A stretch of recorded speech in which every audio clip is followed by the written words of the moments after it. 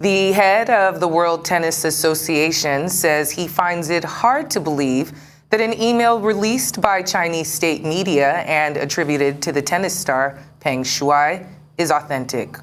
The former French Open and Wimbledon doubles champion has not been heard from since she made sexual assault allegations against a former vice premier of China, Zhang Gaoli. One arm of China's state TV claims that Peng Shuai wrote to the head of the world women's tennis, assuring him everything was fine and she was resting at home. The image released by the TV network CGTN appears to be a screenshot with a cursor hovering on the page, all of which has raised suspicions about its authenticity. In a statement, the head of the Women's Tennis Association said he had a hard time believing the 35-year-old actually wrote the email. Steve Simon also said he had repeatedly tried to contact Peng, but to no avail. And let's bring it a rise. Correspondent Lape Olarinoye has been monitoring this story, and she joins us now from London for more. Now, Lape will say thank you very much for joining us today here on Newsday. Now, following Ms. Shuai's revelation, she was deemed missing. Now, this email appears from nowhere. What do we know so far about the situation?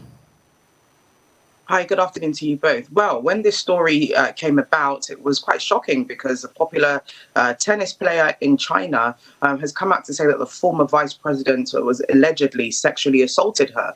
And this person is somebody that, like I said, was a former vice president, but also is a very close ally of current President Xi Jinping. So, of course, it's a huge story. And shortly after that, and many aren't surprised by this, she's gone off the radar.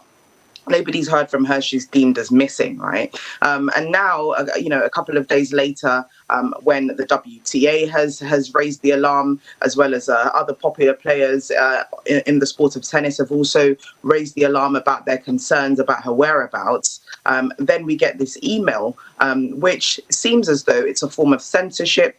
It seems as though it's not written by her. As you rightly said there in your intro, that the cursor hovering around suggests it's possibly a screenshot of an email that was never sent.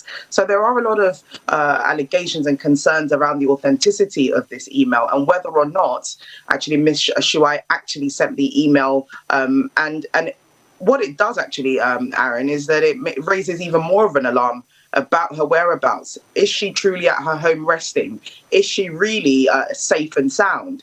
So that is really the timeline of events that have taken place. And I don't expect it to change. This is a government that, controls the state media and controls, the information people put out. Platforms like WhatsApp and Instagram and so on and Facebook aren't available in China. So it's really hard to really monitor, her safety. This is a very concerning story, Lape. What has been the international response to her disappearance?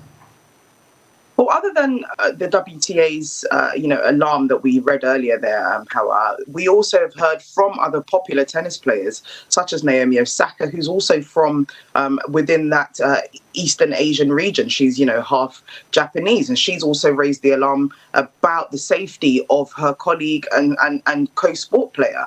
Same as Djokovic as well. He has also come out to say that he remembers seeing her. He's very familiar with her being on the courts and tournaments and so on, and competitions. And it's really sad that this is happening to her. He's also reached out to, mentioned her family and how concerned that they must be at this time.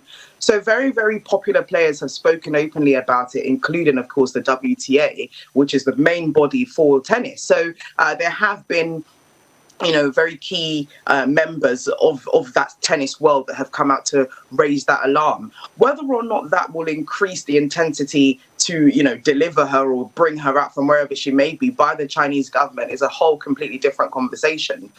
Because as far as they're concerned, they've put out this message supposedly from her saying that she's fine. But it does beg a lot of questions. And that's what we're seeing from this kind of international response that we're getting. All right, what could this mean for her career as a tennis player? Talk to us about that.